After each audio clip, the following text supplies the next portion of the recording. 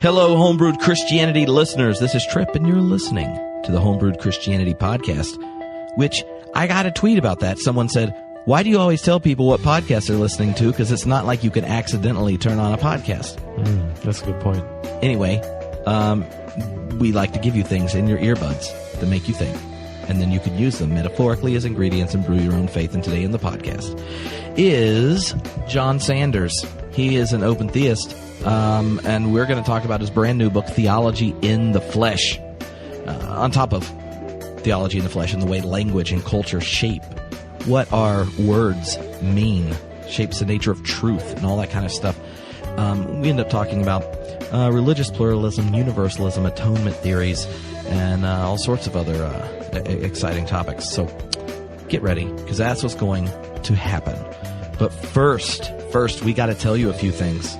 Right, Nathan? Yes, a few things. That's Nathan. Nathan is, he's like, his email, if you want to send him a message, is mediaguru@homebrewedchristianity.com. True. But he helps with all sorts of stuff, especially the Homebrewed Community Group, which are all the people that donate each month to keep the podcast going and to hang out in our secret Facebook group and do all sorts of extra learning and things like that. And today, this week, we have a new member, Dina, or Dinah, depending on how you pronounce it.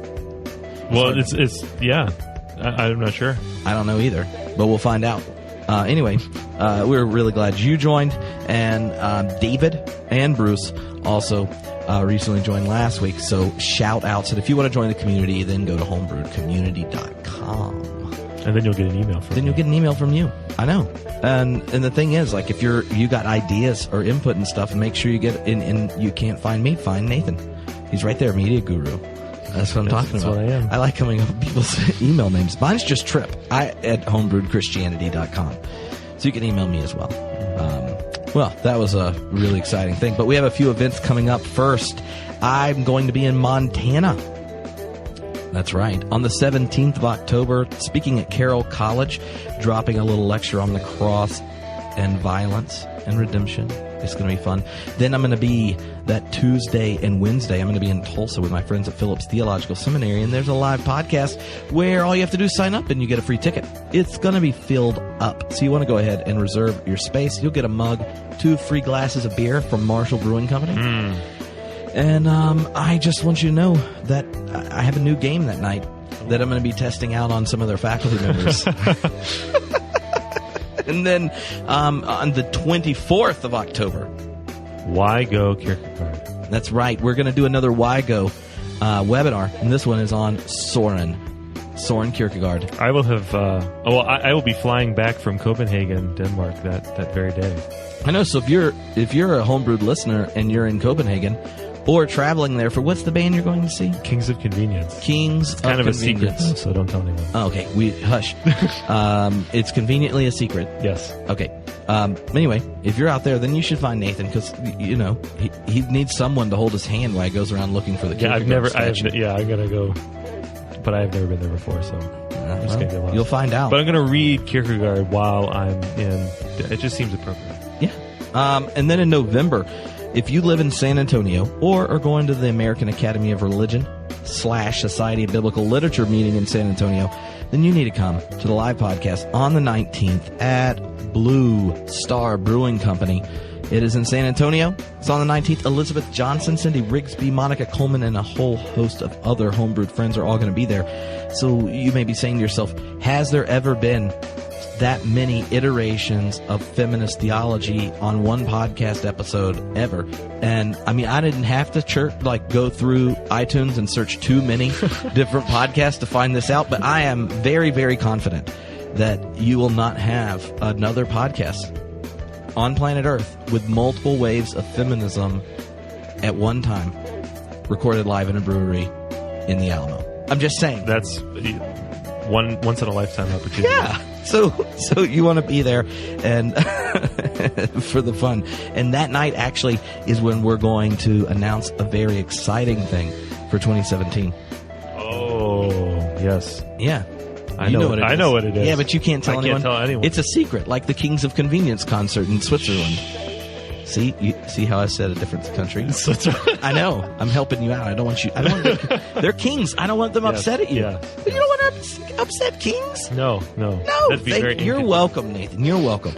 And the last thing I want to tell you, and I should have probably said this earlier because they probably like half of you I know skip through this part. And here, my favorite part though, or there's a few of you who are like, I don't know about listening to all the interviews. I like the introductions, like Charlie. I love Charlie Sheldon. Yeah. He's a godfather. He's like, I always listen to introductions, and after 10, 15 minutes of the interview, I'll get really deep, and I'm just like, I'm going to move on. Then others are like, I can't believe you make intros. So it's just really hard. It's really hard to do. Well, these people are going to miss out. Those people are going to miss out. Yeah. Well, here, though, I'm going to tell it to you now, and then after the interview, I'm going to tell you more about it. But here's the thing. In January, we're going to have our first Homebrewed Christianity Theology Beer Camp. Boom. I need like one of those shock jock buttons. I where know. It like makes like Where's my shock jock buttons? Make some fanfare noises or something. All right, I'll say it again, but then you make a noise. In January, we're going to have the first Homebrewed Christianity Theology Beer Camp. January 19th to 21st. That's right. If you are one of those people who regretfully or you're not intentionally live in a place with 4 seasons and coldness, and you want to have a 3-day escape with craft beer, lots of theology, and tons of excitement, then you should come to the Homebrewed Christianity Theology Beer Camp, the 19th to the 21st of January. So what would one do on a theology nerd beer camp? Well, if they want to know, then they're going to listen after the end of the episode where we tell them. Because I know that some people are like, I love ice, and I'm not leaving ice behind in January for theology. Like, you probably wouldn't choose to go to any place warm. I miss the snow. Yeah. And the seasons.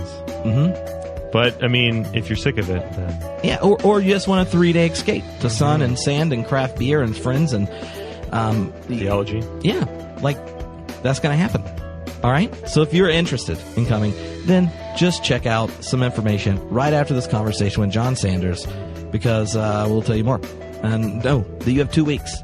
2 weeks to get tickets before the price goes up like $100 or something. So act fast. Act now. Yeah, plus there's only going to be 40 seats because I got to drive everyone around to different breweries and other special excursions. And we need limited, safe seating. You know what I mean? Mm-hmm. All right. Here's some theology.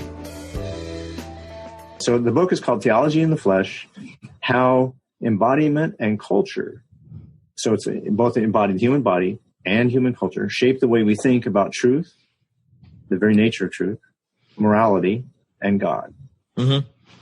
Well, do you think if we talk about that first, then go through the other topics, you can kind of tell us in those debates what inspired you to then, I don't know, take a step back and engage in another discipline, methodology? Yeah, so in the open theism debate, some conservative evangelical critics of open theism said, well, why do you take these metaphors of the Bible as literal? And you don't take these other metaphors, that way. And I'm like, what? I'm not taking any of them literally. Mm-hmm. So we have a different understanding of what the word literal means. Well, that's a debated topic in and of itself. Well, yeah, that's actually a significant part of this new book, is what is literal language. So literal language is something like Susan is a friend, or Susan is a good person, right? Mm-hmm. But literal language would be Susan is a shepherd, okay? Mm-hmm. So now, actually, she's not literally a shepherd. She cares about people and that. So we have literal language, and we say someone loves, Susan loves Bill, right? Well, that's a literal statement. But if you say Susan is nuts, she's crazy about him. Okay, now we're using metaphor to think about how she loves. Or we might say that she's been swept off her feet by him. Now we've got a strong physical force that has pushed her and almost like controlling her. Or we talk about falling in love. And we also talk about love as a journey. So, our relationship has come a long ways. We've overcome many obstacles.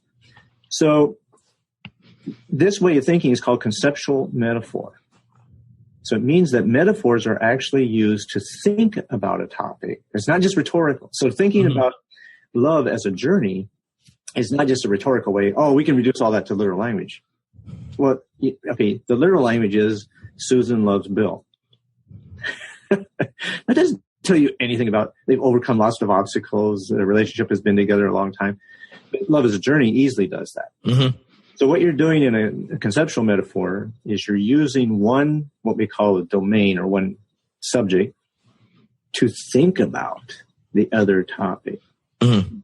And so in open theism debate, a friend came up and said, well, do you understand what theory of metaphors you're using against these conservative evangelicals? And I said, no, I don't. He said, well, you're using conceptual metaphor theory. I said, what's that? And he goes, oh, here, read all this stuff. So I did. And I was just absolutely, this is the way to go. And this is one of the most tested theories of cognitive linguistics, conceptual metaphor theory. And it's highly empirically tested. Lots of what are called psycholinguistic experiments have been done on it, and investigation into different languages.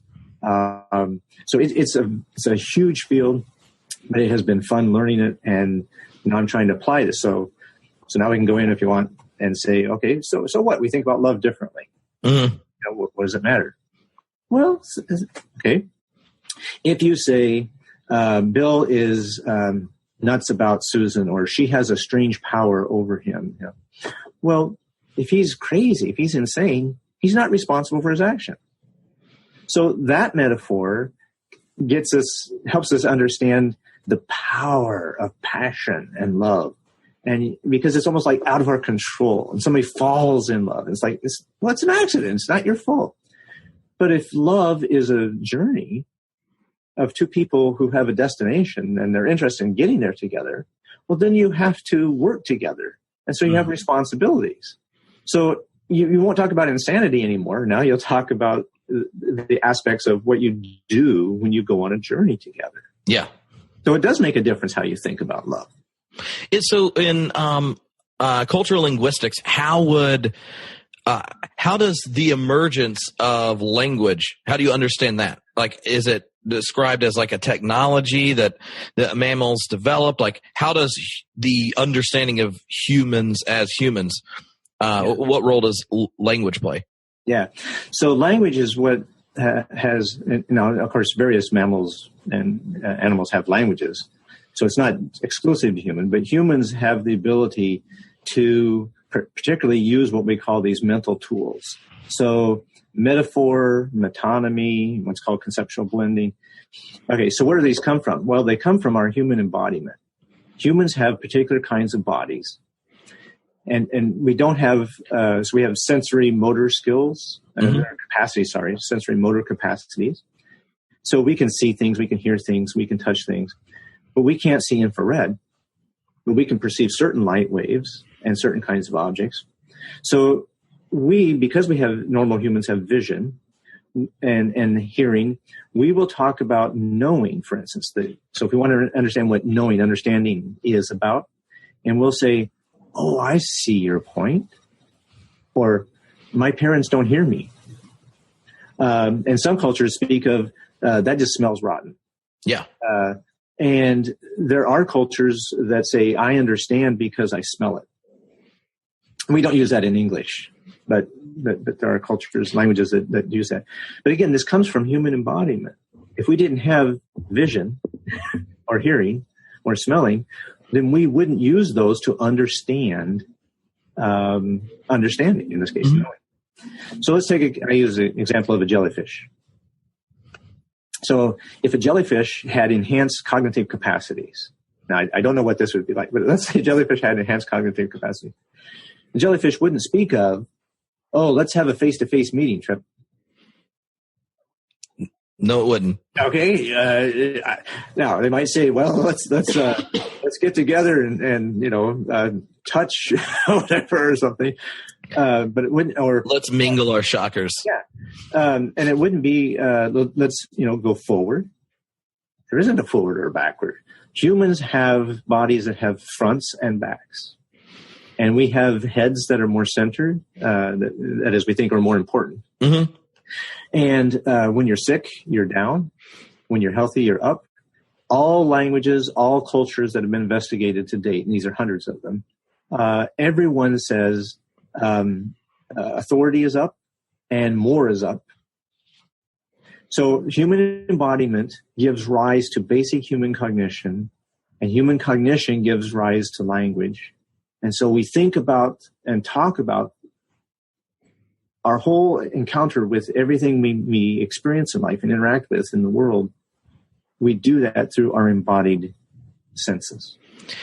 And one of the things that popped in my head when you were saying that is, I wonder if we use sense language, but the senses themselves are what's being pointed at linguistically in the way the senses linguistically get used for more than their, I don't know, efficient connection to reality or something. Shows that there's a bleeding over our senses and language. Like, how do you understand like our ability to use sense-based accounts of interaction, truth, or the world that bleed over the actual interaction? Like, is that a way of understanding or evidence linguistically of sensationalism being kind of reductive, that all of our relationship to the external world is through our senses, or what? Yeah, so I don't really go into that. When you brought it up, as someone who is preparing a lecture next week to introduce him, I immediately think like, well, that's a great example of prehension. I'd never thought of it that way, where our language, we all know each other, knows the world through our senses, but our language about senses shows that true communication includes sense language bleeding communicatively past the actual senses. Yeah. So embodied cognition simply is the view that the way we think is shaped to a huge amount because of the kinds of body's sensory motor capacities that we have. All right. Now, you can get into then the metaphysics and stuff, and that's not where I go. I'm just relying on the cognitive science that's being done today. Does how would they understand how, like, over time, our understanding, say, of any of our senses or our bodies has changed, especially since the Enlightenment? And I can think of examples where if you're reading Hebrew scripture, right, like the center of one's thinking or will is described not as brain but heart. Right. Now, in some sense, we still use heart language connected. But after the Enlightenment, the heart and head language, there's this differentiation of self. Then after Freud, then culturally, when we talk about there's a sense where we all are aware of false consciousness within a person anyway, regardless of your feelings about Freud. Linguistically, we communicate this sense where one's conscious self-understanding about an action, truth, belief, or whatever may not be the actual motivating factor. There could be other variables. What about something like that? Okay, so I'm going to take that in a little different direction. So embodiment constrains the way we can think. So it puts limits. It's like, here are the rules of the game or the ballpark you're playing in, right? But that doesn't tell you what you can do in the ballpark. Right. So if you have a piano, all right, well, these are the keys you have to play. But wow, you can play lots of different kinds of, the order you hit. More than chopsticks. Right. So this is where culture comes in different languages. So in Hebrew, right, so heart is the center of the person's thinking. As a person thinks in his heart, so that person is. When we Americans see heart or think of hearts and we go, oh, emotions, right? So and you're right, we have this dichotomy between the head and the heart stuff, which is cognitive science is, I think, putting it into that. But so because we never have just thoughts without feelings. It just doesn't happen. So we've all met one person we thought might, but no one wants to call their humanity fully present. No. So if we think about how we read, and I'm bringing it back to one of the topics of my book. So when we read the Bible today and we read like the heart, and we as Americans go, oh, I know what that means. Love God with all your heart. Right. All my feelings, all my passions. Well, I think it includes that, but it isn't limited to that, whereas we tend to limit it that. So let me take a different example. Take the 10 commandments. You'll have no other gods before me. So let me ask you just what immediately comes to mind For us, like Yeah. I think most people today will be like, "Oh, we're monotheist." Yes, right. Yeah, the passage isn't monotheistic. Right. But that's It says, no, those other gods, no, you can't worship them. You can only worship this God. yeah. Right? So it's monolatry, not monotheism. Eventually, monotheism does develop in Judaism, but not at that point. And no other gods before me. And so today, most monotheist religions don't believe there are other gods. So what do we do with that text? Well, we immediately say, "Oh, you can't have wealth, Yeah. fame, or We Luther it. yeah, that's right, Luther." So we think of ways to give it meaning, right? Because the original meaning now doesn't make any sense to us. Right? Mm-hmm. There's also a sense where if it has to do with the direction of our worship. Once you, I don't know, demythologize other deities outside of Yahweh, it becomes about direction of one's desires. Yeah, right. So let me take a different example. So think of God for a minute. Now let's think of divine transcendence. So in Western Christian thought, when you bring up transcendence, divine transcendence, what immediately comes to mind? And I'll just ask you, throw it out. Yeah, what comes to your mind? Otherness, awe, Okay. Beauty, Okay. possibility, excess, All right. things like that. How about the words above and beyond? Then there are those. Okay. Okay, there are those. So in the Western tradition, we've usually thought of divine transcendence as, like you say, otherness. It's what's different, right? But there's an interesting biblical theme of divine transcendence where God is ahead of Israel on the journey, on the path, and Israel is to follow God's example. So in ethics, for instance, God is the exemplar. So God transcends Israel because God doesn't return evil for good. God forgives when we would not. Mm-hmm. God welcomes back, the wife who's gone off in Israel, unfaithful Israel, when we would not. We wanted divorce. So these are examples of God being transcendent. But we don't typically think of transcendence. We think of transcendence only as that. But if you do think of divine transcendence as God ahead of us on the journey, well then, okay, a journey. Again, going back to that idea of a journey. I know what journeys are about and what I should do on a path. And I have options on the path. I could stop. I could go off to the side. I could come to a fork on the road and say, I think I'll go this way instead of following God anymore.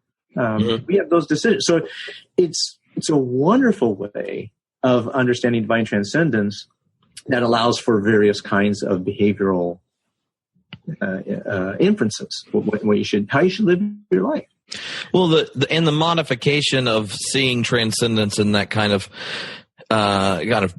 prophetic description of God's commitment to history and things, it definitely it helps our eschatology not be so crazy if we understand God's transcendence as being ahead of, or the priorities given to the future as opposed to above or the past. Right. So Moltmann, so you had him on a while back. Mm-hmm. So Moltmann says God is not above us or in us, but ahead of us. And I think, that's what he's getting at. So I just want to point out, my book is not, by the way, arguing that one of these ways is the right way.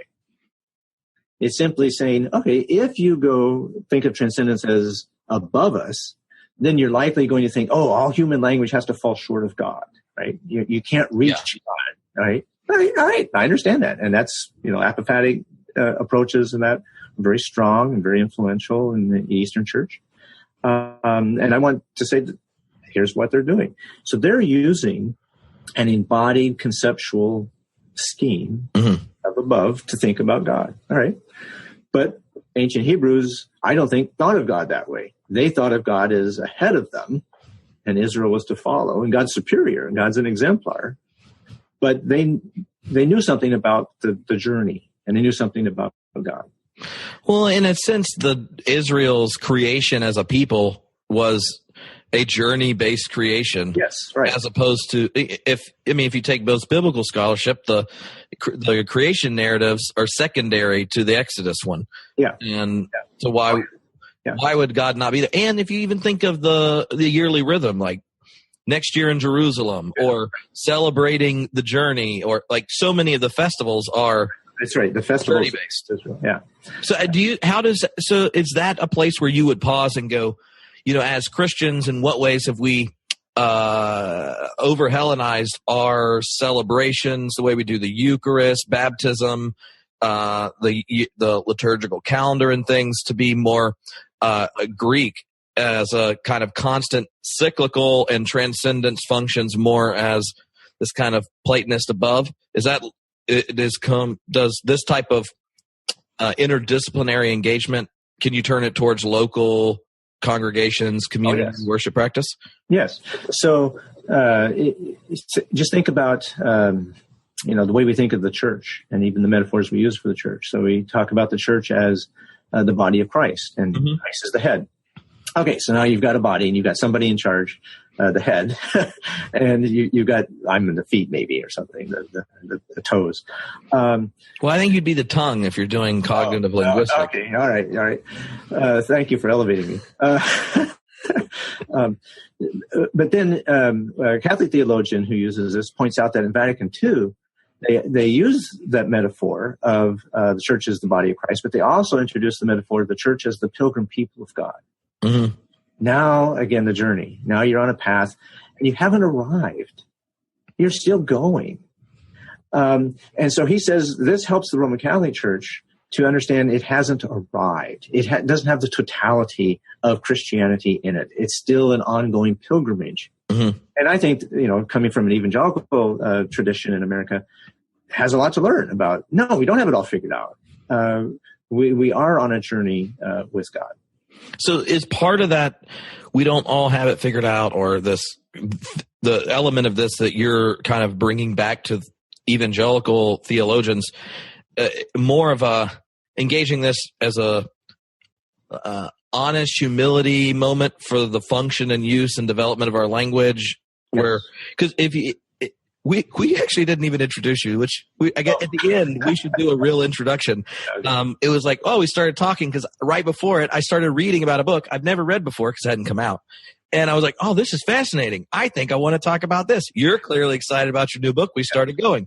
So for people listening, know that I read a 3-paragraph summary on the internet about this book, brought it up, John Sanders, who you're listening to, and I start talking, and now I'm going to have to go get the book. And we can talk about it even more because this is really fascinating.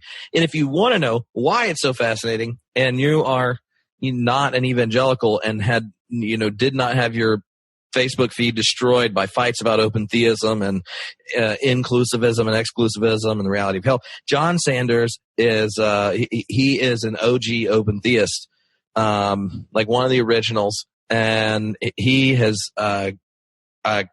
caused lots of conflict just by taking the Bible seriously and his own engagement with it. And so what's so fascinating about the conversation we're having is it's after having been a part of some very intense fights among evangelicals around the openness of God, the salvation of unevangelized people, the nature reality of hell. So when you're turning towards this type of language, I can imagine in your head, some friends that are going to be uncomfortable at this point in the conversation. But for people that aren't evangelicals, can you explain how something that sounds like super sophisticated but intuitively clear, like what you're saying, I think, this is cool, but I read Heidegger or something, and so it's super. But for an evangelical who has this commitment to Scripture and to truth, how do you hear what you're saying, not as a threat, but as an invitation to be an evangelical and think about these things differently? Yeah. So let me just say that the book is not directed to evangelicals, right? This one is not. My other books have been primarily, but this one is not. But I do address evangelical theologians in it from time to time. So, for instance, so answering your question, how does it help people who are not evangelical? Well, if you think about the Christian vocabulary and how we think about different topics in the church, so say atonement. And it doesn't matter whether you're Roman Catholic or Protestant. You almost always, if you think, if you're an Episcopal church or a Catholic church, and the priest says, "Let's come to the altar," as part of the liturgy and the worship, what does altar bring up? In other words, words prompt meanings for us. This is one of the basics of cognitive linguistics. Words prompt meanings. So let me give you a non-Christian example of this, right? So we never open ours until the morning. What did I mean? I mean, you know what? Some of these things, it's like a riddle. Like where when someone says the riddle and you start to think about it and you're like, like what? That's a great riddle. And like, why do you think it is that our language it's like Trojan horse and we use it that way on purpose, but then we're unreflective about the fact we're doing that? Yeah. Well, partly since the Enlightenment, I think people have thought that language contains all the meaning. Mm-hmm. The meaning is contained like in a written text or an oral text, and it's not. So if I bring up the word Super Bowl, most Americans go, oh, and they think about the parties. They may not even watch the game, but they think about the Super Bowl party. So at my college, we have a Super Bowl party, and there's posters around campus. And when I ask our international students what this means, and they look at me and say, you're going to do something with a very large bowl? And of course, we laugh. We're like, no. All right. I had my cousin had a Brazilian exchange student, and at one point he said, after having been here a while, and then he overheard him talking to another exchange student about the Super Bowl, and he said, "Oh, that's when all America watches commercials a lot. Yes, and they do something in between." Right. So if we think about how words prompt meaning, so when I say we never open ours until the morning, I never said anything about Christmas. I never said anything about a family. But you immediately, that is, people who have the experience of a Christmas and opening presents as a family immediately understand this. Even if it's not really Christmas, when you open them on Christmas, you have to open them on Christmas Eve. Yeah. Or maybe one on Christmas Eve night and then the other on the morning. See, that you've probably got families listening right now already having the argument in advance of Christmas. Those are contentious words. Yes. And if we say, I paid him $5 for it, immediately brings up a whole frame of, buying, selling an item. And we understand what that is. But there are cultures, of course, that don't buy and sell things. You barter or trade or whatever. And so they haven't got all the freedom and liberty of global capitalism yet. Right. That's right. So, but my point is simply that these words prompt what we call, you go into your encyclopedia in your mind and you bring out these meanings. So like we were talking earlier about the word heart in the Bible. So in the word altar, come to the altar in church, it immediately brings up all this meaning and probably what's called the penal substitutionary theory of the atonement. Okay. Well, it's interesting that maybe, the scholars debate whether that's actually in the New Testament or not. Right. And I'll leave that aside. It's a predominant theory in Western theology.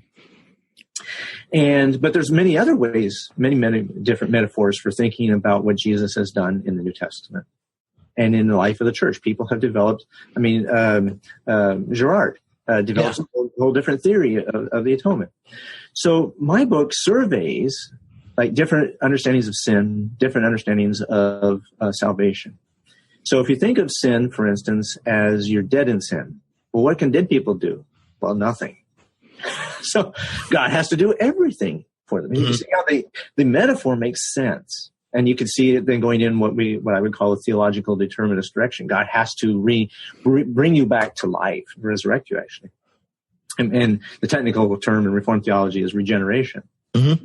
But if you think of sin as it's posed in Genesis 4, where God says to Cain, sin is crouching at the door, and it wants you, but you must master it. Mm-hmm. Oh, now sin's a wild beast or some adversary, and I'm going to have a wrestling match with it, and I better, well, now you have different inferences, okay? So if you think about salvation as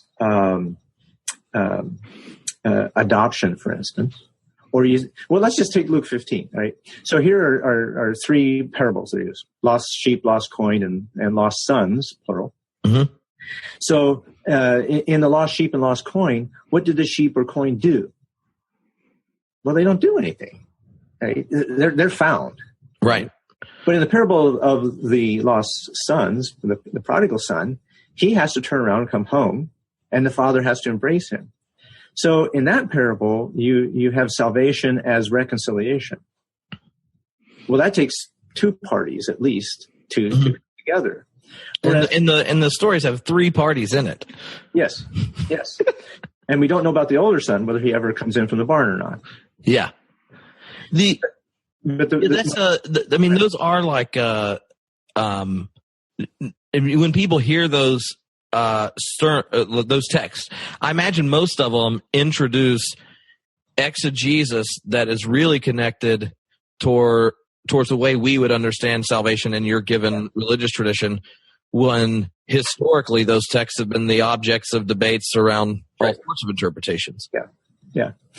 So again, the point of this book is not to settle like which way of interpreting these parables is correct, but just to notice which inferences are being used by the different metaphors. And see, metaphors, that's why I say they shape our thinking. They have logical entailments or inferences. And so it makes a difference. So let me give you a non-Christian, non-religious example. So one of the experiments that was done was a set of statistics about crime in a city. And all the groups, the two different groups and the control group, had the same set of statistics, exactly the same. But two of the groups, the word virus was used in describing crime, just once in the text. And in another group, the word wild beast was used to describe crime. So the criminals were wild beasts, or criminals were a virus. And then they asked the people, when they were done, what should you do in this city about crime? And those that said, had the metaphor of wild beast used with the statistics, said we should round them up and cage them. Okay, right? That's what you do with wild beasts, right? And those that had virus said, well, we should try to inoculate the population from this, and maybe we need preschools, better preschools. Maybe we need after-school, boys and girls clubs and things like this. And by the way, it didn't matter whether you're Republican or Democrat. Which way you went with this was, and then when the experimenters asked them, so why did you say we should lock them up, or why did you say we should have these, after-school activities? And they said, because of the statistics. But everybody had the same statistics, right? And then when the interviewer said, the people running the experiment said, so what about the metaphor? And they said, what metaphor? They said, well, wild beasts. And they said, what are you talking about? They didn't recognize it. So unconsciously, we can be deeply shaped. So in the 1920s in America, the immigration, that's a big debate again, immigration. In the 1920s, immigrants in the United States by senators and congresspeople were described as hordes, teeming hordes, or indigestible food. So they're described as mosquitoes, bees, or diseases. Mm-hmm. Well, if you use those metaphors, you don't want those people around. So this is how it works and shapes our moral reasoning. So if you think about hordes of insects, well, you don't want them in the house. So you put screens up or something to keep them out. You close the windows. So that makes sense. So the metaphors we use are not just in theology. They're used in our moral reasoning. They're used in our political reasoning. So George Lakoff is one of the big founders of this, if people are wondering where I'm getting some of this stuff from, at Berkeley.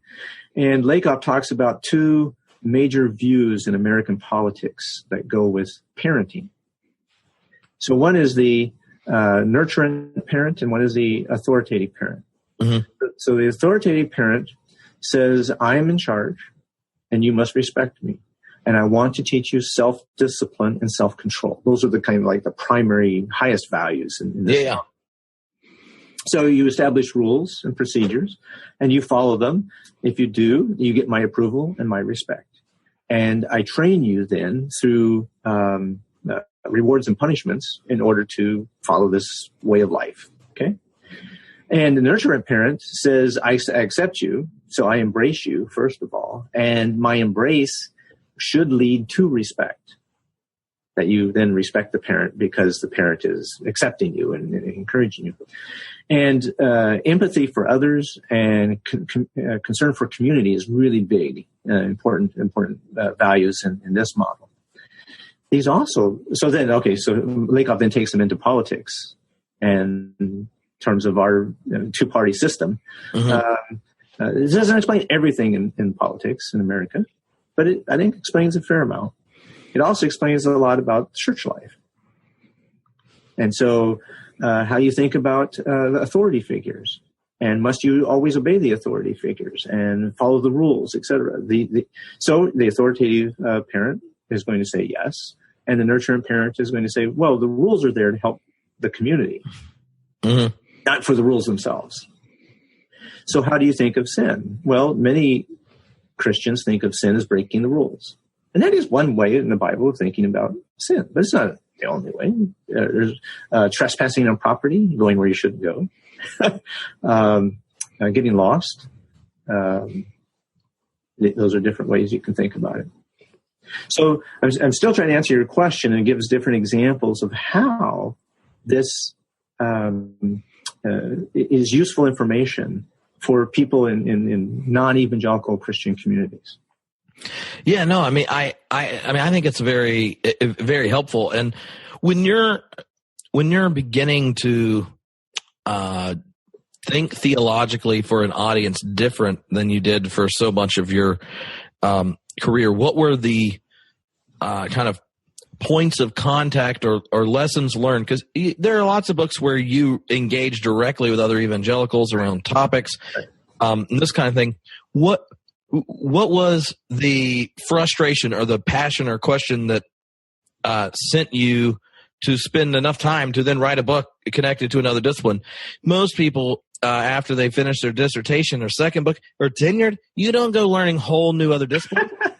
Like that's like for real, that's difficult. So there had to be a passion around the 2000th page of cognitive linguistics that is, you're keeping the focus and the drive. Right.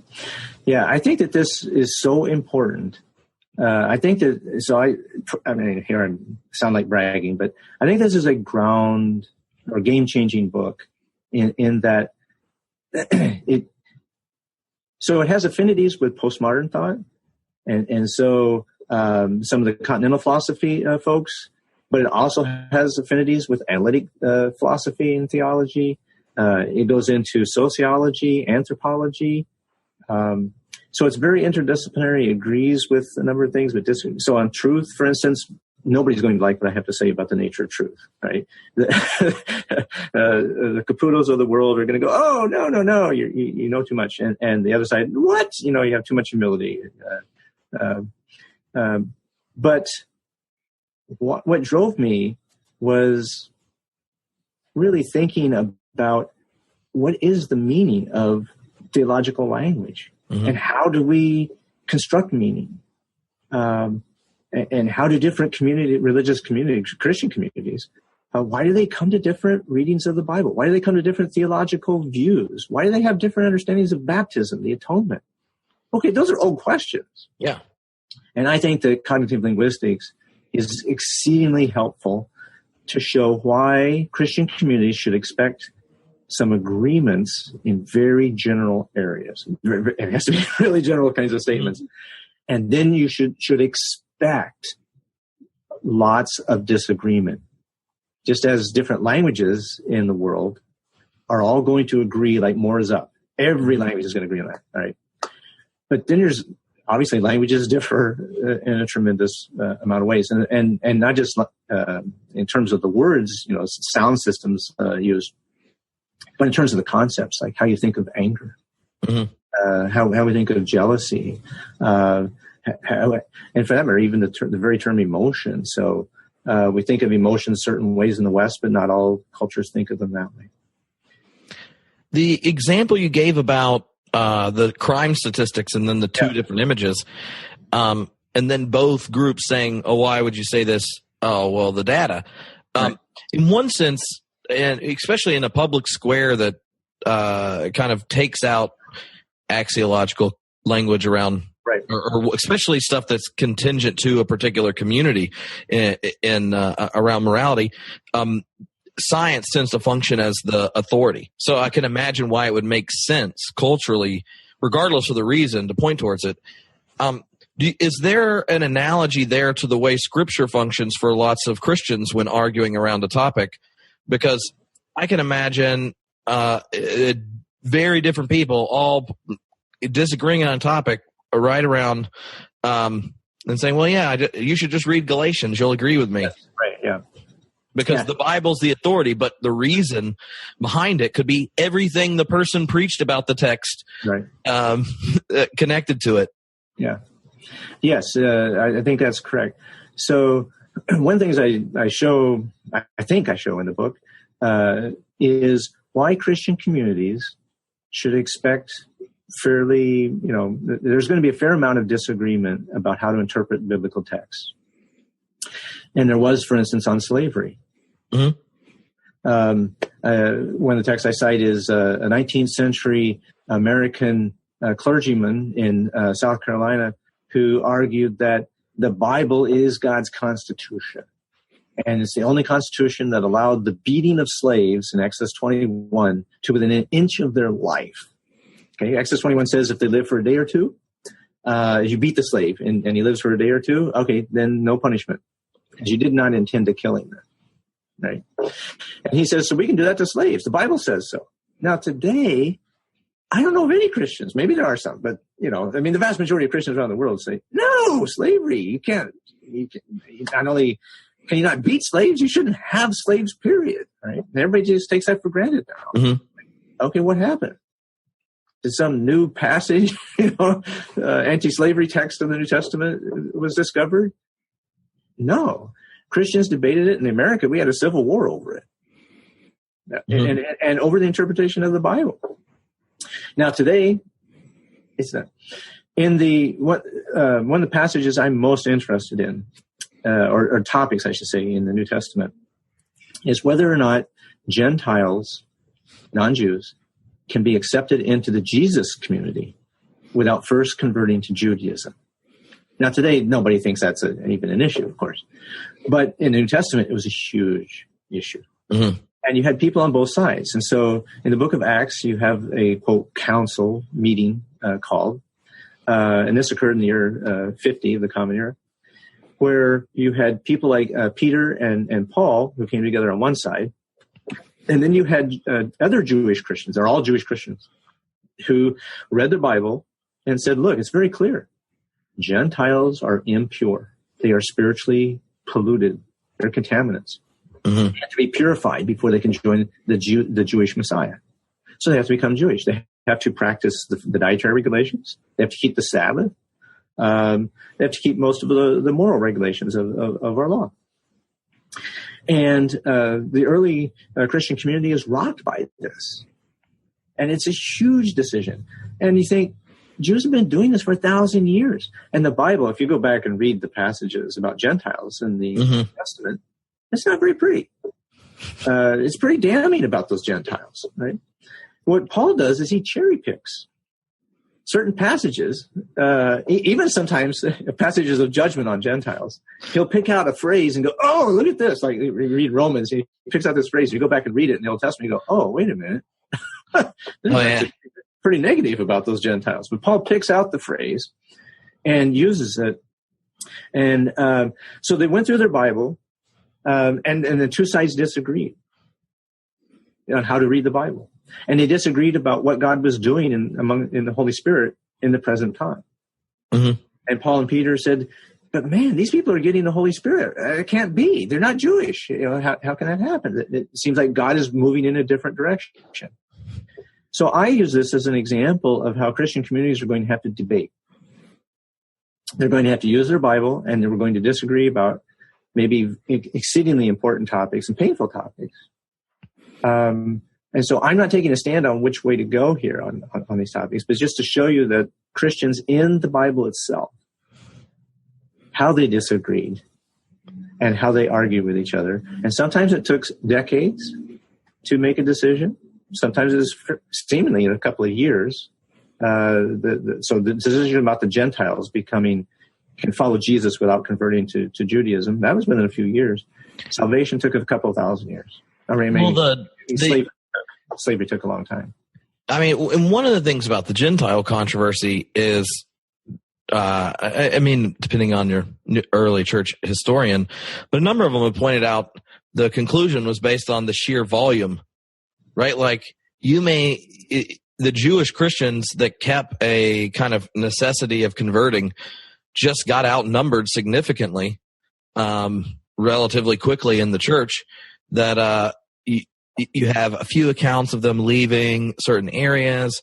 The Gospel of Matthew is kind of the closest record, maybe James, to this kind of sentiment. I mean, James and Paul exegete the same passage to mean the opposite thing around this topic. Yeah. But, in one sense, you could, especially if you're part of a renewalist tradition, go, yep, see, the Holy Spirit showed you. You kept arguing about the verse one way, but now the church is packed full of Gentiles. And if you haven't ever, the Holy Spirit has helped us learn our proper hermeneutic, maybe. But the thing I think that people, like if you take that kind of approach, then, they're going to be like, oh, John, then I guess, it doesn't really, the truth isn't the thing you're after. It's just kind of like which reading of it or interpretation sticks, don't you? You're just going to call the Holy Spirit whatever's popular, and then those moral relativists, whatever, like this is like the gateway drug to having ministers married to horses and polyamory in the church. I can just imagine that you hearing this and going, oh no. Yeah. Well, right. So people who are moral absolutists think this is all just clear, right? So these biblical texts say this and that settles it. That's my point. The biblical text said it about Gentiles and it didn't settle it. Right. Okay. I think that's important for people to get, because here's one of the reasons I find this stuff helpful, especially for lots of lay people who care about Scripture and the conversation and want it to be open enough they get to participate, is that regardless of your tradition, I think for a long time you would have high-level discussions by informed elites in a tradition, and then they'll make a conclusion and then pass it off to everyone and just put a Bible verse next to it as if it's immediately obvious, right? Like, oh, we now don't want to have slaves, so we're going to add Galatians 3:28 to our reading. Right. As if there aren't other texts, probably more of them, you can just line up for the other conclusion. So in one, like, as a theologian, how do you think this reality that's being made clear in the work you're doing, what does that look like for leaders to open up a more honest conversation in congregations, maybe without losing your health insurance? I think that. Yeah. So it means that Christian communities are the ones that ultimately decide. And that takes time. So think of Alistair McIntyre, his definition of a tradition is a long conversation over time where people's involved in the congregation don't always agree with each other. Right? That's a theological tradition. And that's always happened. And I just bring up one instance of the New Testament where it was a hugely divisive issue. And I'm just amazed that they came to agreement. We have lots of divisive issues in the church. So if you go back to John Chrysostom, and basically he says, man, if you're wealthy, you can't really be a Christian. Mm-hmm. And other people are like, oh, so do I not belong? What do I do? What about soldiers who, in the Roman army who converted? Can you have Christmas trees? Or in their case, it was, I'm not thinking the Roman Empire for Christmas trees, but it was a certain wreath on their door. I can't think of the name of it now. But can you put those on your door if you're a Christian? Mm-hmm. And some Christians said, no, you can't do that. It's from our pagan past. And others. So there are ways that communities dialogue. They look at Scripture. They look at where they think God is going, and their own cultural resources. I mean, this is where philosophy, sociology come into play. All of this is part of the conversation. So I know that a number of conservative evangelicals will say, no, it's just simple. Whatever the Bible says, that settles it. Mm-hmm. But what I point out is, but the Bible seemed to be fairly clear about slavery. And we now have a very different view of that. Yeah. Okay. All right. Just how does that happen? How do communities dialogue? So again, I'm not settling which way to go on these issues, but telling us the process we have to use to get there. Well, would you say that part of a confidence in this kind of openness or community hermeneutical engagement or something, it becomes something you're more likely to trust when your understanding of God's transcendence and authority is one that's ahead of us, as opposed to some kind of perfect, changeless form, external, that we ascend and get access to? I feel like that the ahead of us understanding of God assumes this type of dynamic in the body of Christ. Yeah, I think so, but it's also more, so if you think about God as a parent and God is ahead of us, leading us, still you have to get into what kind of parent. Mm-hmm. That's what I talked about a little while ago, the authoritative parent versus nurturing parent. And what's a parent responsible to do for the children? So we have different models of parenting in the United States and in the church. So I don't expect lots of people to necessarily agree with me. I think particularly the authoritative parent model are going to say, no, doggone it, that's exactly the wrong thing to do. Here's the rules. It's all clear. It's laid out. Just follow them, and you'll make it to God's kingdom. And I'm like, I don't think so. I don't think that's how it works. So I do have a different understanding of the divine parenting. Yeah, and so if you're thinking about the role of the community in interpretation, how would you, not actively engaged in the debates, but how would you describe what was going on or getting itself done in the debates you've been a part of, be it around the salvation of unevangelized people, reality of hell, open theism? Yeah. How would you describe those conversations, at 30,000 feet? Yeah. So I see them, for instance, the debate on Rob Bell and hell, and, the possibility of universal salvation and that. So as a little shameless plug, I've written Raising Hell about raising hell. That is, Raising Hell about R-A-Z-I-N-G, raising hell. And what I see there is certain understandings of justice. Justice is paying for sins. Mm-hmm. And so sins have to be paid for. So if Jesus, now of course some people say, well, Jesus paid it all. And it's singable. Right, it's singable, that's right. And others say, well, Jesus paid for the sins of the elect and that sort of thing. So again, I'm just stepping back and saying, why are you talking about paying? Okay, where does this idea come from? Well, it's actually in the Bible, both the Old Testament and New Testament. And it's huge in the church. It's called the moral accounting metaphor. And if you think about moral accounting and judgment, okay, so the judge has to ensure that things are paid for.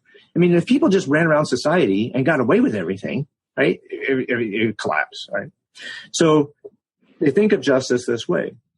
But if you think of the judge as someone who's supposed to reconcile the members of the community, that's the goal of judgment. But in America, we think, no, it's you have these laws, and the judge is to be a neutral person who just imposes the law, rewards and penalties on people. But back in the Roman world, that's not what a judge did. Mm-hmm. So they lived in what's called a shame-based culture, and ours is called a guilt-based culture and law-based. And so in their culture, they're interested in, okay, what has to be done to restore the community? So if you think about divine judgment and eschatological judgment, heaven and hell, and these kinds of things, then the way you think about God as a parent, authoritative parent, nurturing parent, makes a huge difference.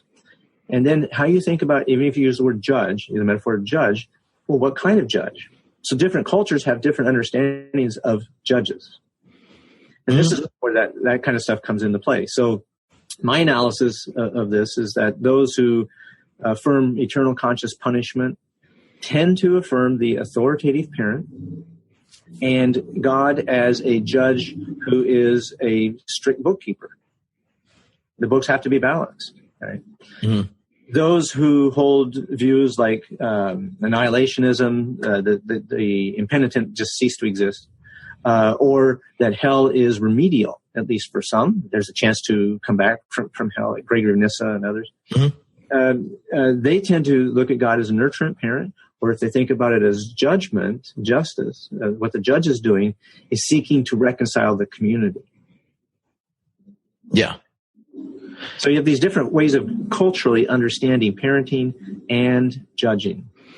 No, what about that conversation? I'm a Southern Baptist church planters kid who we were removed from the Southern Baptist Convention, but that was still where I won my sword drill champs growing up. But having gone from there then to California for PhD and stuff, that entire conversation about hell and eternal conscious torment and its connection to kind of overzealous Puritan understanding of sin, like I rarely encounter people that think that. So I haven't, and I personally haven't thought, I've not lost sleep over eternal conscious torment since I hit double digits of age. So how would you describe all that conversation when we now have a culture where we would like to actually tell good news and gospel things, but that conversation is just in and of itself just unrecognizable.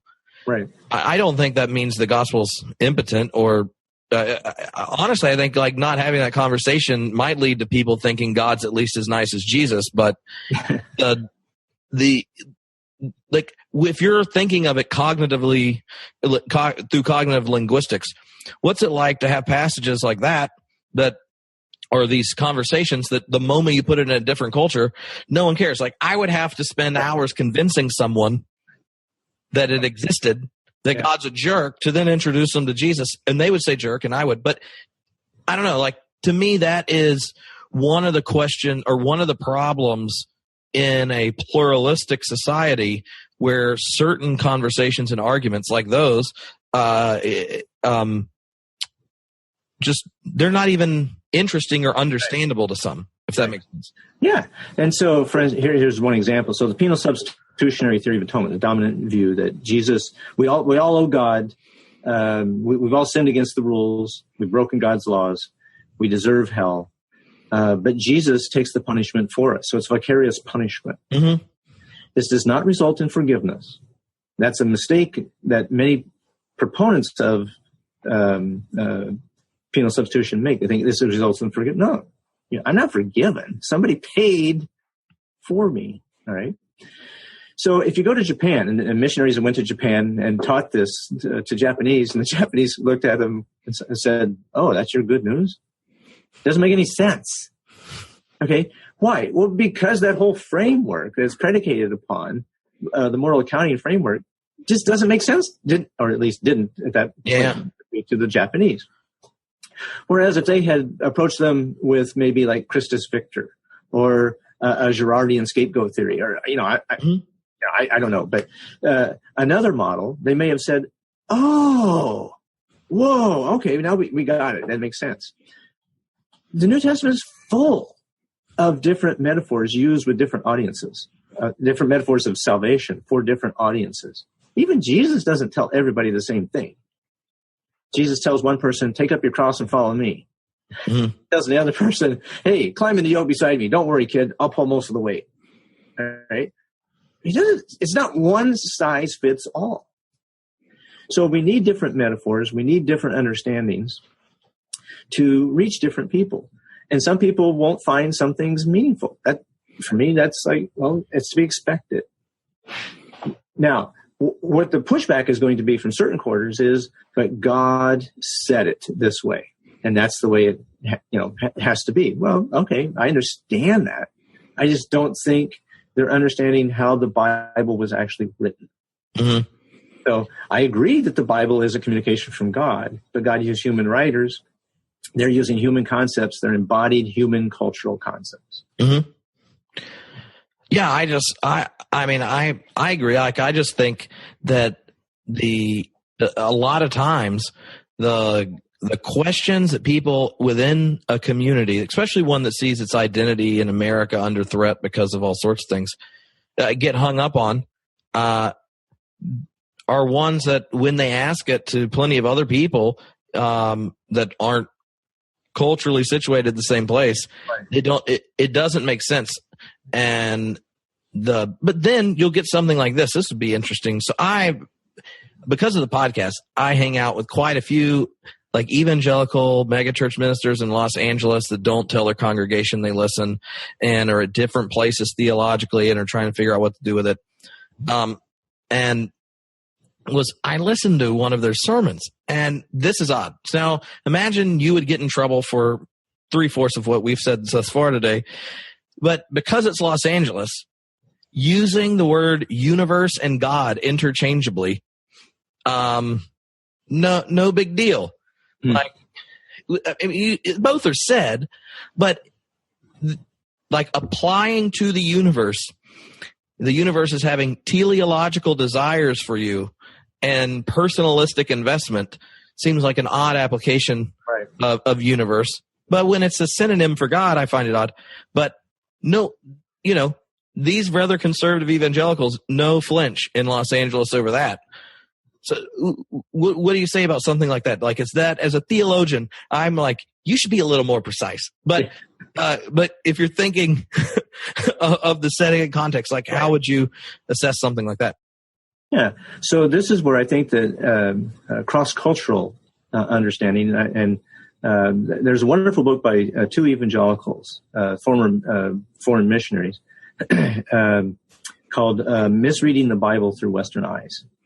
Mm-hmm. And they have all these examples of how they brought American culture to and equated it to the gospel, and then tried to apply it in their missionary lives and failed. They're wonderful. They're very upfront about it. So I'm wanting to say, yeah, we should expect different audiences to have different understanding. Meaning is always contextualized in community.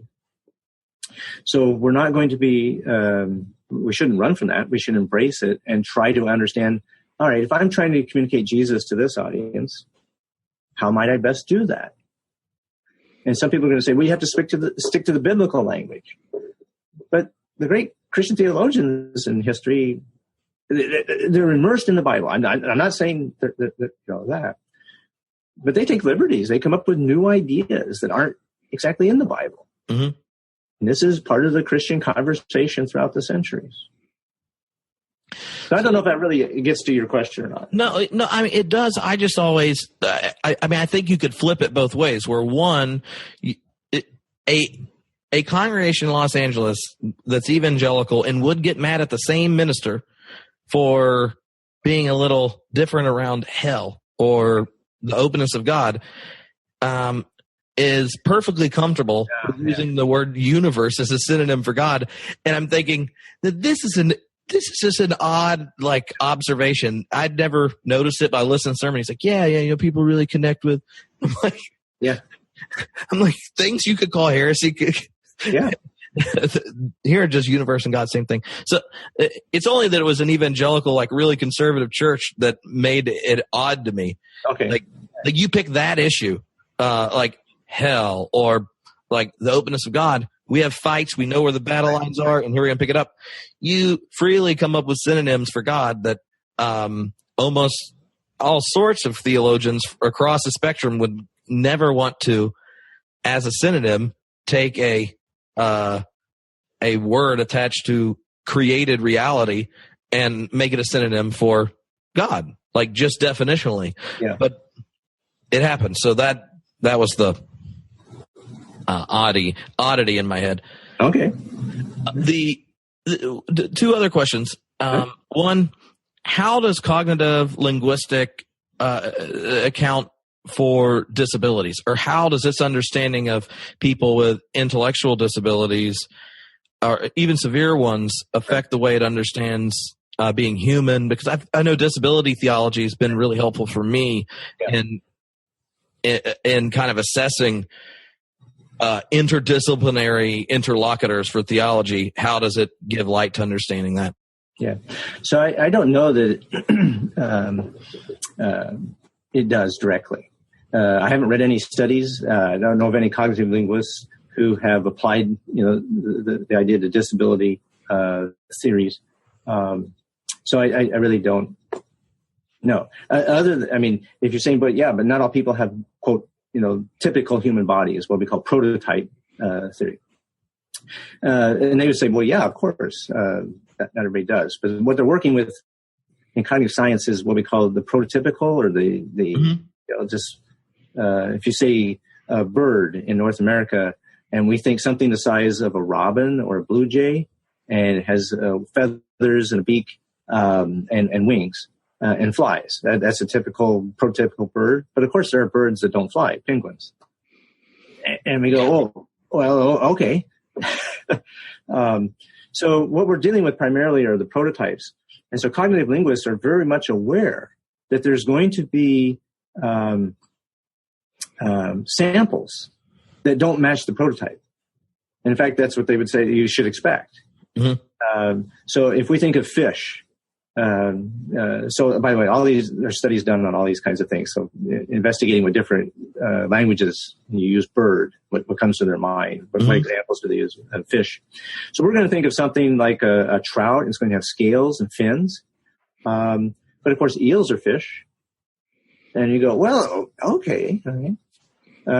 So yes, there's going to be humans that don't fit the prototype. And of course, we have prototypes in morality. We have prototypes of Christians. Mm-hmm. So we think of certain people as better examples of Christians than other people.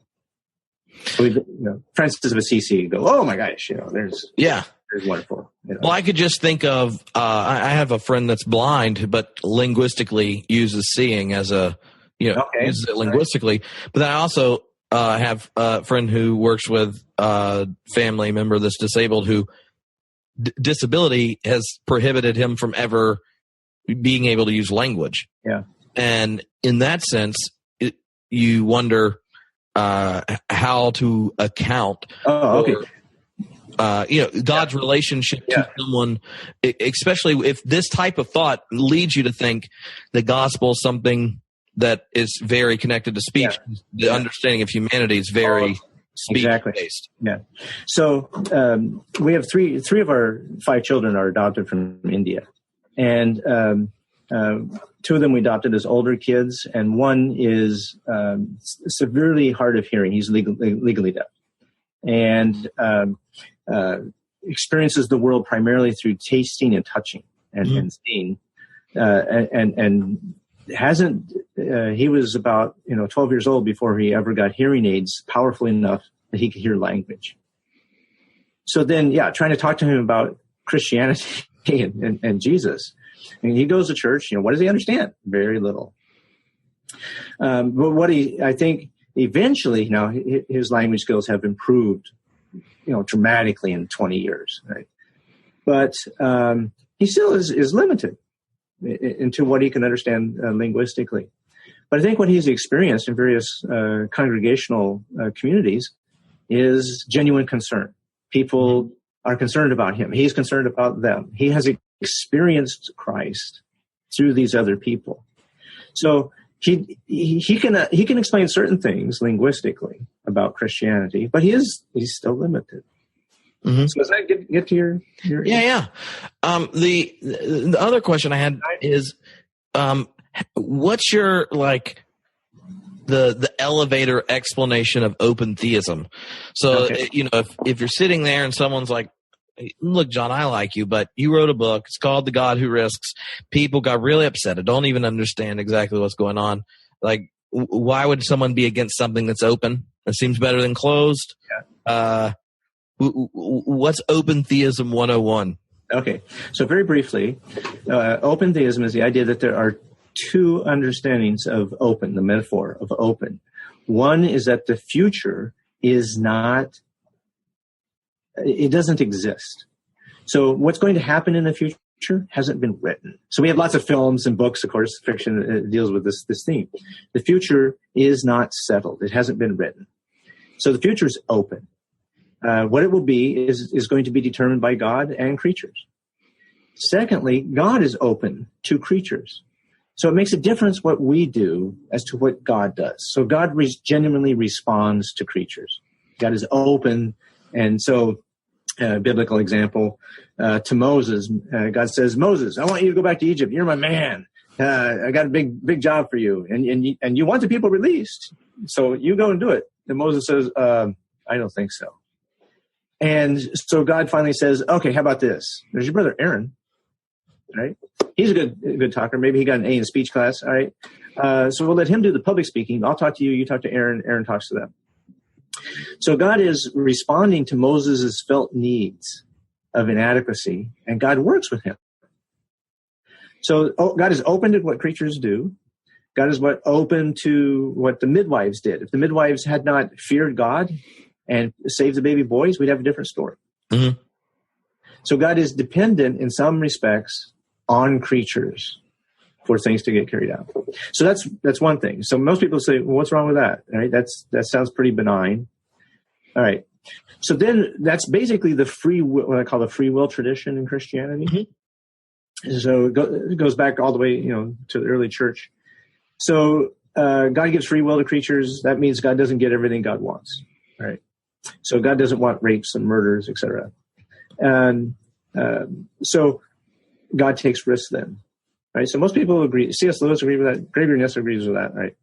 So where does open theism disagree with the future is open? Well, it means that God does not know what creatures with free will do for sure. God has ideas of what they'll do. God knows the possibilities of what we could do. But God does not know who, for instance, is going to be elected president of the United States right now in the next election. So God, of course, knows who's running and knows the probabilities and all those kinds of things. But God doesn't know for sure what the election end result will be. So that's the lightning rod issue, and it's called dynamic omniscience. Mm-hmm. So now omniscience is dynamic. It's ongoing. God knows all the past and all the present. But God does not know with certainty what creatures with freedom will do. He knows what they might do, but not what they will do for sure. And that's the lightning rod. And what's the what's the big fear about that?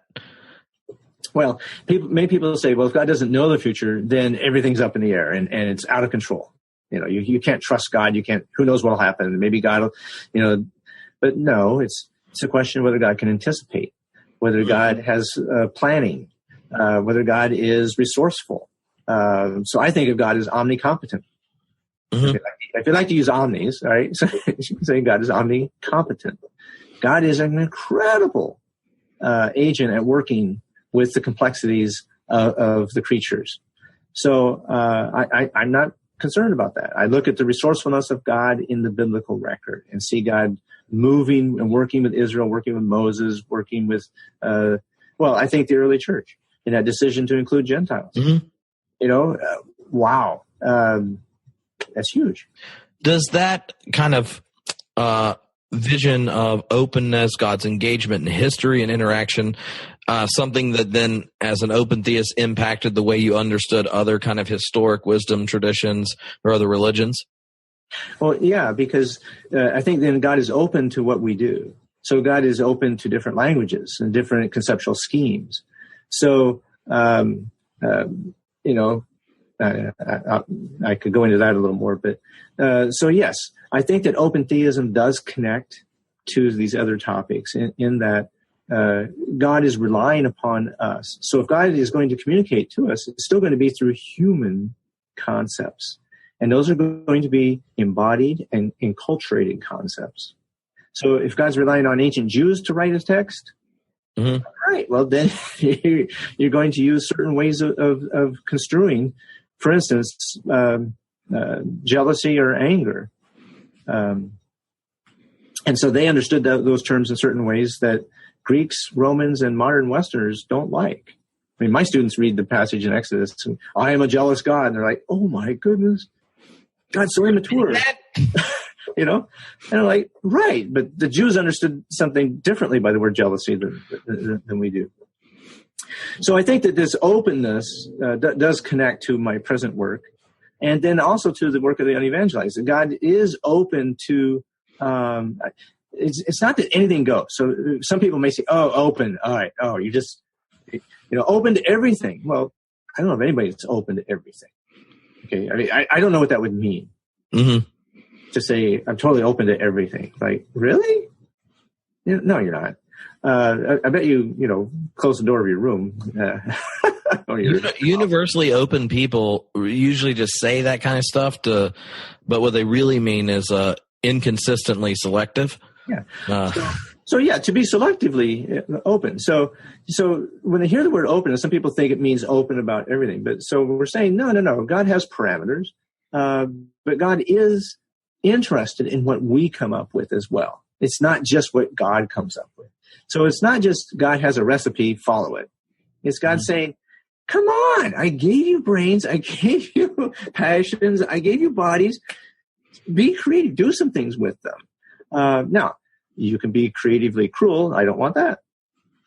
Okay? I don't want child abuse, etc. So there are things that we can use that God is not pleased about. But God does say, yeah, you can use the ways you are made and seek to be loving in how you implement them. Mm-hmm. Yeah, that makes sense. This has been a really enjoyable conversation, and it's like all the questions I plan on asking we didn't talk about once we got to talk about the book. So I really hope others will check the book out when it comes out. So that it comes out in August, right? Yes, August. Yeah. Yeah. And who's publishing it? Fortress. Awesome. Cool. So in August, you can check it out. It is Theology in the Flesh, How Embodiment and Culture Shape the Way We Think About Truth, Morality, and God. And then after I read it, we'll have to have you back on. Okay. So we can talk more about it. Because I planned on settling a little dispute between you and Tom Ord, but now we're gonna have to wait about this. I thought it was going to help. So are you going to give him a hard time at the session during AAR? Yes, I'm one of the panelists who'll be critiquing Tom's approach. Yeah. All right, good. That way we can see it happen in public. Yeah, we're good. Tom and I are good friends. So. Oh, I know. That's why it wouldn't be fun to ask someone who to come on that really hates him. That's no fun. But friends arguing are very entertaining. Yeah, we did a podcast where LaRon Schultz and Philip Clayton argued for an hour and a half, and it was just very enjoyable. And you and Tom are significantly closer than those two are. Okay, all right, on the conclusions. So cool. Well, I'll email you because I just thought I should go ahead and get a list of people will ask for text for getting into cultural or cognitive linguistics. Oh, okay, all right. And so I'll put it on the post with the interview. Okay, and that way people can find their bibliography attachments. Yeah. Everyone needs something to read. Yeah, I have suggested readings. So okay, awesome, cool. Well, thank you for taking the time. Thank you so much, Trip. I've enjoyed it, and I've enjoyed your other. I haven't listened to a ton of your podcasts, but I have enjoyed listening to I don't know, 5 or 6 of them. All right. Well, I'm getting to 1,000. So if you get really bored, long road trip, will do. All righty. Well, I will see you in San Antonio. All right. Thanks so much. Okay. Bye. There you have it. That was called Theology Time with John Sanders. That was amazing. And I don't even know if you've listened to the episode when you said that yet. Have you, Nathan? Not yet. But I would imagine that you appreciated the way he discussed how language around what it means to be human and disability and stuff like that. Part. Yeah, that's what I was thinking. I asked him those questions because I recorded it while I was reading books that you want to read. Anyway, the Theology Beer Camp that we're having in January the 19th to the 21st is a 3-day explosion of excitement. And we're going to have all original material, all new talks from anyone that gives a talk. You're going to have tastings from 10 different breweries. You're going to have art excursions. You'll visit different places in LA, and the other half of the time we'll be chilling right on the beach, in Redondo Beach, that is. And maybe a fire pit involved. Fire pits, late night theologizing. That's why it's called a Theology Beer Camp, because it's not a conference where you're going to be inside sitting most of the day. We'll have those times when you get nerdy. We'll also have some craft time. By that we mean craft beer. We'll have our theology time with different theologians. I got stuff I'll do. We'll do some interviews. There will be podcast-like activities. We will engage in a multiplicity of arts that are connected to the city of Los Angeles. Arts and craft beer. Yeah, there you go. But mostly, it's going to be a small group of people who think to themselves, I think it would be a lot of fun to hang out with nerdy people, listen to Homebrewed, and then see what happens. So it's a theology nerd beer camp, because there will be beer and theology, but it'll also be a time to make friends, hang out, and do something completely unlike a normal conference. Yeah. I mean, you had me at all new material. Yeah. Like, you know... Nothing's worse than when you go to see this person, 2-3 times. Well, I don't know if I can say that to you, because you're a student at the hatchery, so I will probably have to try it out on you. Yeah. But for everyone else. But everyone else. And I want everyone to know, look, you will get to experience a keynote presentation that Barry Taylor and I are working on. It is a 90-minute, and I think the title is it's a working title, but the title thus far is That Most Amazing, Deep, and Transformative, Yet Slightly Disturbing and Ironic Encounter with the Absolute. End quote. That's our working subtitle. I like that. And this is a tag team keynote presentation with a giant whiteboard. Well, I'm going to try to borrow Rob's. I'm going to just... I don't want to actually have to figure out how to make one. Yeah, But if I have to, I will. And I'm not going to... I'm going to shape mine a different shape if I have to get my own. I'm taking suggestions.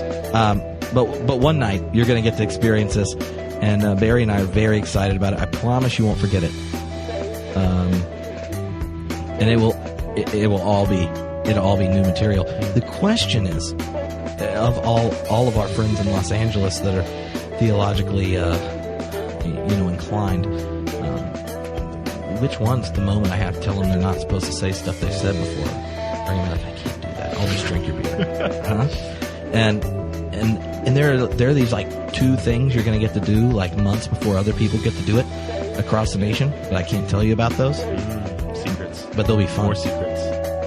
And I also have one of the homebrew deacons who already he got his ticket and then told me that he was thinking of making a beer bingo card for the podcast during the event. Brilliant. But what words do you think you would put on a homebrewed beer bingo card? I don't know. Oh, man. See? Zesty? Ooh, that's... yeah, so that could happen. And the other thing I was going to say for people that are thinking about this, if you're in one of those denominations that needs continuing ed credit, don't worry. I know how to initial. Got your back. I can even give you a nice little form letter with whatever you need, because I know the Episcopalians are a little more picky than disciples, UCC, Lutherans. They're all good. Episcopalians, they get a little worked up on it. So I'll put it on the grad school stationery. Very official looking. Yeah. I mean, you can get continuing ed credit for the time the theology lecturing is happening. I don't know if beer tasting is. Wait, I don't know. We'll make it work. We'll have to figure this out. The other thing is, if you don't like beer, you just need to tell me what kind of things you do like to drink. Like, Pete was like, well, I'll drink beer once, but then I want to drink gin. And I'm like, okay, well then we'll get gin. I have a nice Wesleyan holiness friend who's like, can I have iced tea? And that's fine. We just need to know, there's only going to be a small group of us, so we'll personalize your experience. Also working on a goodie bag, and I don't know if this, I was told it's going to happen, so I met with one of my former youth who is now like a metal works designer. Metallurgist. Yeah. Something. She makes like jewelry and forms for cast iron and silver and gold and things.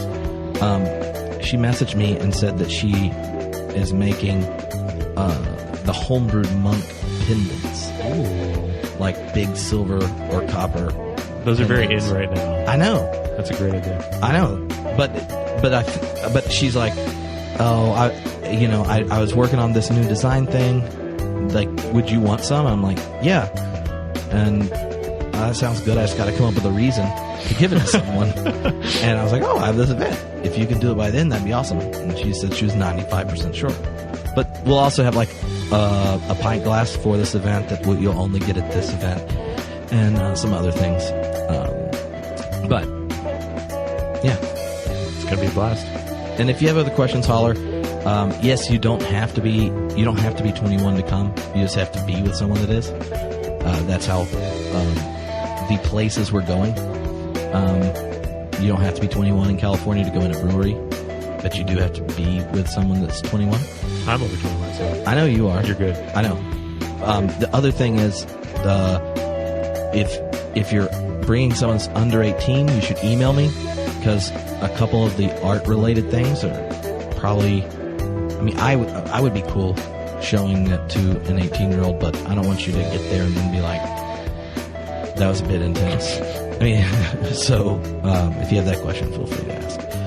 But yeah, so you have 2 weeks before the price goes up, so go ahead and get it. Plus, the members of Homebrew themselves already got a third of the tickets, so it'll probably sell out. And then we'll see if there's enough beer in Los Angeles and enough theology here to fill up 3 days. All right? Can you think of anything else? Where do they go to do this? Oh, just go to the website. It's got to be there. It'll be in the Homebrewed email, too. The other thing that is, I have a hotel that's going to give us a group rate. So once tickets stop being for sale, which is like around Thanksgiving, then I'll email everyone. And that way, you'll know who's coming, and if you know who's coming, then y'all can room together and even be cheaper. Or you can just go and Airbnb near the hatchery. I know one person already got the coolest Airbnb near the hatchery because it has a giant statue of of an eagle or whatever. Oh, is that that place? That was on Airbnb. Oh man, I'm so jealous. Anyway, yeah, you fly into LAX. Yes, that's the place to go. We're not that far away from LAX. No, not that far at all. So if you fly in there, and you stay at Airbnb nearby or the group hotel, then you won't have to have a car, because we'll do most of the stuff around the beach and stuff, and then when we go on our excursions, we'll be traveling together as a group, so you won't need a car. Unless you're just like, I want a car. Then you can. I want the full LA experience. Yeah, you're like, I don't want to be in a car that can use the commuter lanes. I know that's Nathan's favorite part since you moved here. Yep. All right. Peace out.